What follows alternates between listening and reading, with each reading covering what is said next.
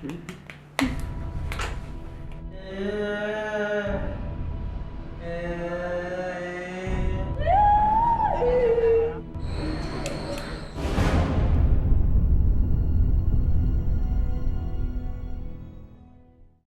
is a condition that is seen when children are growing up and emerges or occurs as a consequence of differences in brain wiring. It is seen more in boys versus girls, and as a consequence has also been associated with a genetic condition.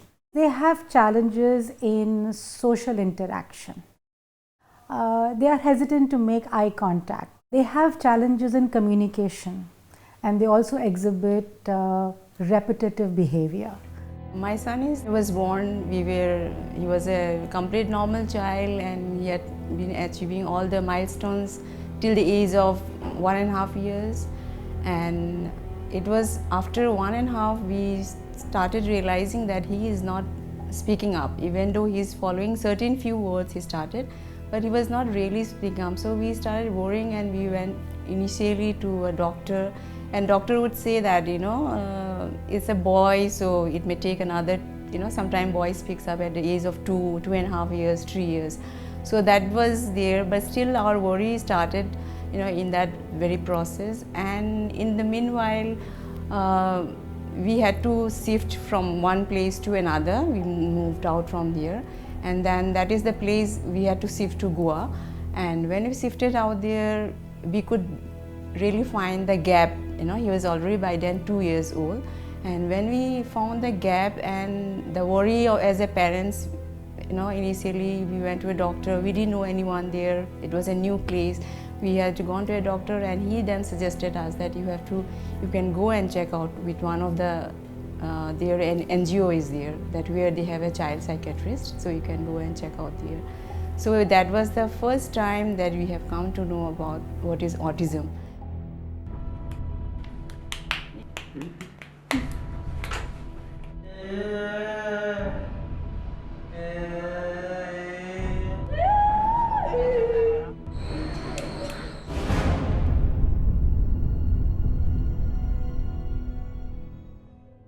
Autism is a neurodevelopmental disorder, and it is now popularly and commonly known as the autism spectrum condition. Child with severe autism may even have problems with motor movements because of reduced development in the motor cortex, might have big problems in verbal communication. But there will be other people also with features of autism who might have intact language but might have challenges in the nuances of social communication. There are also some stereotypical behaviors that are very commonly seen in people who are on the autism spectrum. That stereotypical behavior or a repetitive kind of movement or activities that they do, they are basically doing it to calm themselves down, to cope with whatever sensory overstimulation that they are going through. It is very difficult for us to accept that time, and it was in our wildest of dream, because he has been all those years a very happy, smiling and full of lively, and suddenly he started the gap. We couldn't find it in that point of time, and since then, by then it was already 2.5 years, and we could slowly see the gap growing more and more, and that was the time we started knocking door here and there, and we had to go to Bangalore, we come to Delhi, and we were in Bombay to really know, because it was that we were also ignorant, as a parent, what is autism, what really. So we started searching and reading books and meeting doctors and therapists. When we are sitting in an environment, we are able to filter out all the irrelevant information, and we can focus on something that we need to focus on. But a person who is on the autism spectrum is not able to filter out the irrelevant information. So all the sensory information, the visual inputs, the auditory inputs, the tactile inputs, everything is bombarding his brain. And that person is not able to filter out the irrelevant information. So he finds it very difficult to cope with everything that is happening all around him. And therefore, that person sort of withdraws into his own shell and has a coping mechanism to cope with that kind of overstimulation. We know that the early developing brain is very amenable to a phenomenon that we call plasticity. Neuroplasticity is the ability of the brain to change based on input, based on behavioral stimuli, based on the learning that we provide. It's the reason why children learn in the classroom, all children, not just children with autism. For instance, there is no region of the brain that is allocated to reading. Okay? Regions of the brain meant for hearing, which are sitting up here. Regions of the brain meant for visualizing, which are sitting at the back. And regions of the brain meant for language, which are sitting over here. All of these connect together by associating sound with symbol with meaning. And that's how a reading circuit gets established. For example, we hear something, this is Papa, I heard the word Papa, and then there is a visual input that goes to the brain to tell that this is the face of Papa. And then the correlation happens between the two centers of the brain, the hearing center and the visual center, and then the language center gets stimulated to speak the word Papa. Now, all these centers are so nicely interconnected in the brain of a regular neurotypical child that the child picks up the word, sees the face, and then says Papa. But a child who's in the autism spectrum has a disconnect in these centers.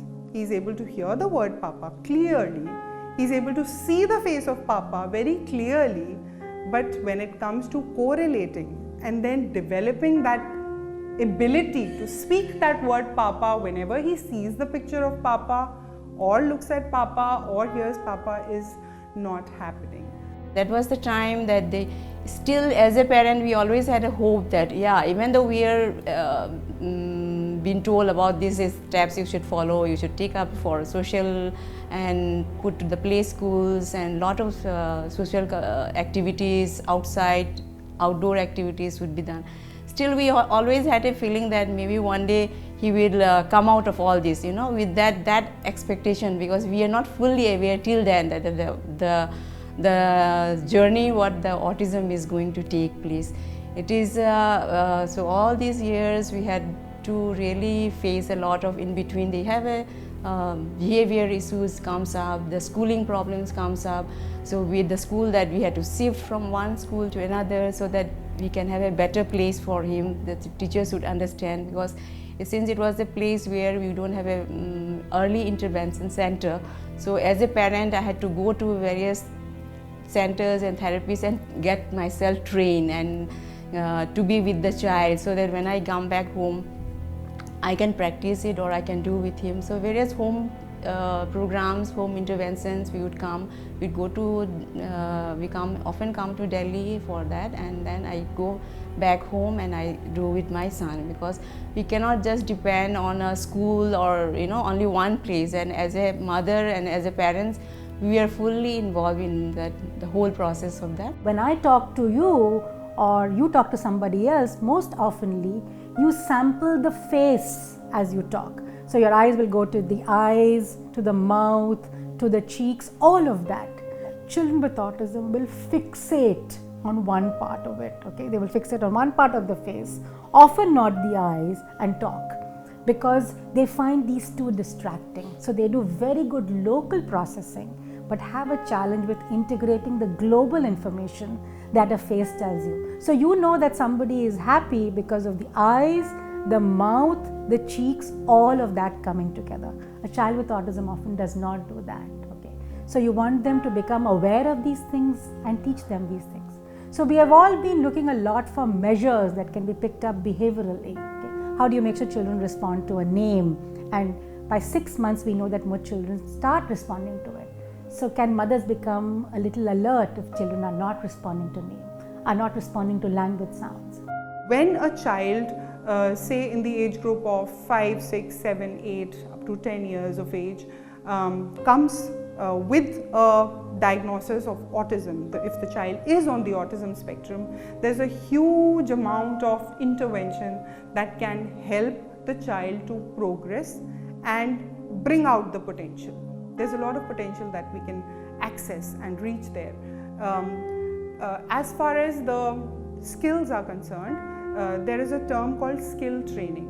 We use skill training along with introducing academics, sports, music, dance, holistic development along with skill training. So as a part of skill training, there is a assessment protocol in which the child is given say 100 kinds of activities to participate in, and then the child's interest, the child's ability to participate in that activity, the time span for which the child is able to engage in a particular activity is noted down, is charted, and based on that entire 100 activity protocol, we derive to a conclusion that this child has the following interests and this child has the following strengths, skill strengths.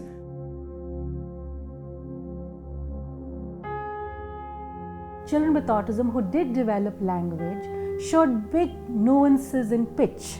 So a 7-year-old child would say, cut the cake, has a cup. But that's not how most 7-year-old children talk. By the time they're 7, they're talking quite normally. Okay? And so we were wondering whether this difference in how are you, that difference in pitch, whether that is something that children in autism might be attracted to, or are they attending to that. And so with this excitement, we went on to even do an intervention with them. So this was done at a very small scale where we worked with 3 young kids, okay, at a clinic where we got the persons working with them on intervention to actually talk to them and reward them by saying every time they did something well, we said, good job, instead of saying just good job, or give me 5, and the child will do give me 5. So the moment you use that extended tone of interaction with the child began to respond. And we found over a period of 12 weeks that their joint attention improved and even their communication improved.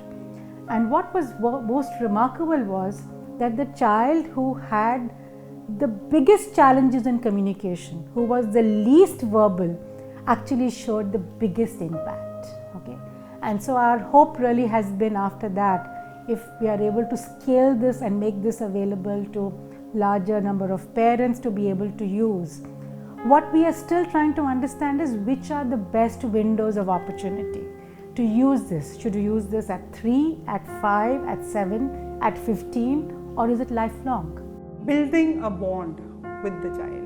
So there is a child who's inside his own bubble, and the child is not able to break that bubble and come out because he's withdrawn, he's disconnected, the neuronal connections are not developing. So instead of we trying to pull out the child off that bubble, we need to step into that bubble, be a part of that little bubble that the child is in, and then gradually building a bond with the child, pairing with the child, building a trust. I am not here to change you. I am not here to judge you. I am just here to be with you. That in itself is very heartening for the child to begin to open up.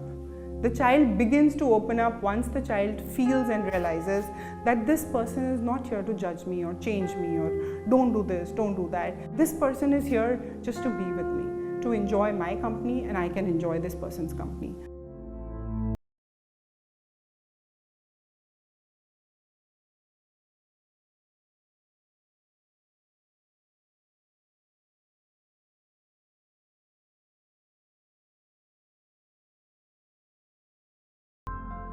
Then later stage comes that by the time he is 7 years and 8 years old, the schooling issues, because that was a time that behavioral also takes place, and we really had to face not only from the schools or the child, and as a parents emotionally we are a little drained out. We are just in a situations that what is going to, because all these years have been thinking that, you know, in the process of all these therapies, all these early activities going on, maybe he may come out and, you know, he may be in the mainstream with the other kids. I myself had to quit a job because to take care of my son, because I can't continue, you know, at the end of the day what my job is going to help if I can't, you know, make him independent. That was the goal that I was teaching, but I had to quit it and be with him so that fully help him up, at least grow to independent. That is our main goal. When we have children who are in the pre-vocational age group, like I said, 5 years to 10 years or 12 years, we call it the pre-vocational group. And for those people, we first derive and make a list of their strengths and their weaknesses, and then we start the skill training. There are two tools that are extremely useful. One is structure and the other are visual supports. Structure means anything that has clarity. There is structure of space. This place is for keeping bags, this place is for keeping books, this place is for sitting and studying, this place is for free time, playing time, this trampoline is for jumping, this mattress is for jumping, but this bed is for sleeping. What the child needs to do, when does the child need to do that particular activity, for how long that activity is going to last, when will the last or the finish time happen, all those things have to be given with a lot of clarity. Predictability and clarity are a part of that structure. And once we start inculcating structure in their training, things happen tremendously beautifully. We see them blossom, we see them develop like no other neurotypical can. So it is amazing to see their progress if we use a lot of visual supports in their teaching and training, incorporated into structured teaching. When children with autism were listening to the spoken words, they did not show much activity, and they showed very little activity in the left hemisphere, unlike the children who were neurotypical and actually showed large activations in the left hemisphere.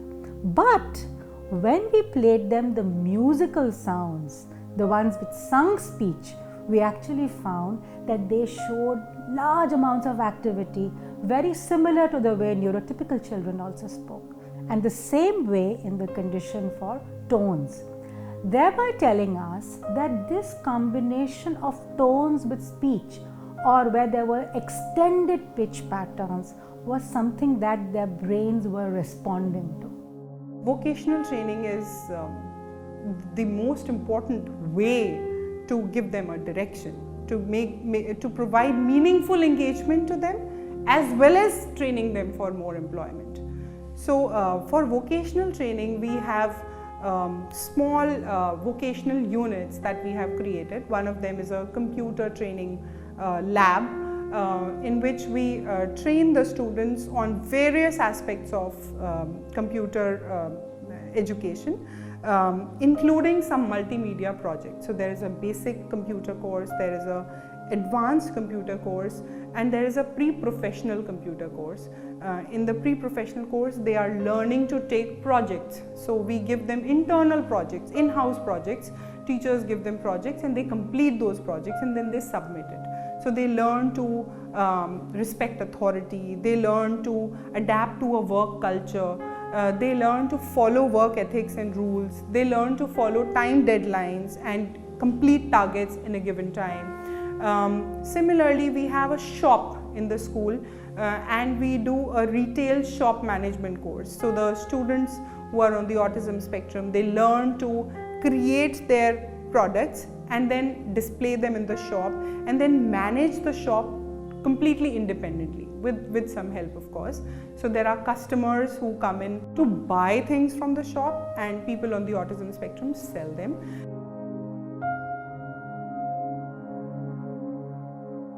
The notion of perfect pitch is very high in individuals with autism. Some of them have amazing abilities at math, Some of them have amazing abilities at drawing, at visual memories. And some of them are just gentle, empathetic people. Apart from the regular academics and the skill training, there is a specific kind of training that we give them that is called leisure skills. Leisure skills are building on the interest of a child, the inherent interest of a child or acquired interest of a child, focusing on that interest, honing that particular leisure skill that the child is enjoying. Say for example, some of the kids find it very, very therapeutic, relaxing to indulge in musical activities. They thoroughly enjoy listening to music or playing an instrument or for that matter singing. So singing becomes therapeutic for them. So no amount of sensory integration therapy can help them as compared to just indulging in a musical activity. We also started tapping on his interest area, which was, and all the autism child generally, if they may not be good in any academic or in as other, because every autism child is unique in their own way. And we could find that my son, he has a bent on the music, whether listening to music or playing a music.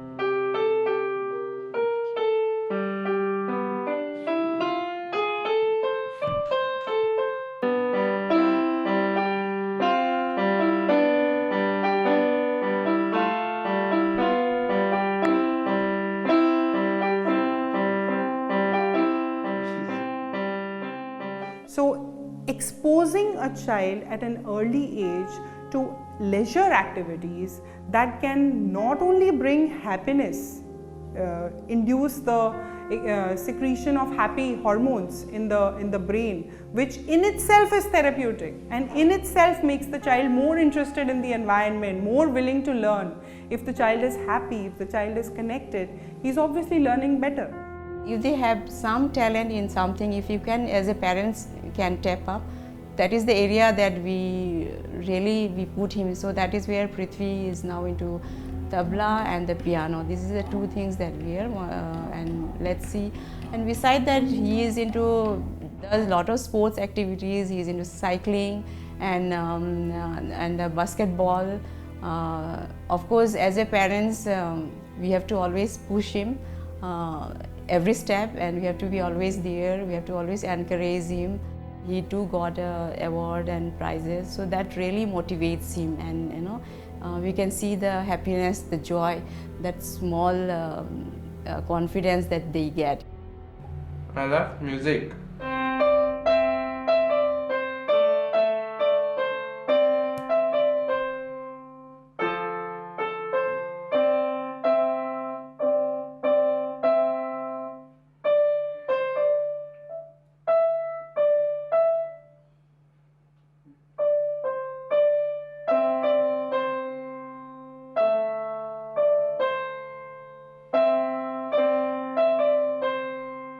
Naturally, the parents will be much more happier when they see their son or daughter coming out with flying colors, scoring 80-90% marks in their academics or in other fields.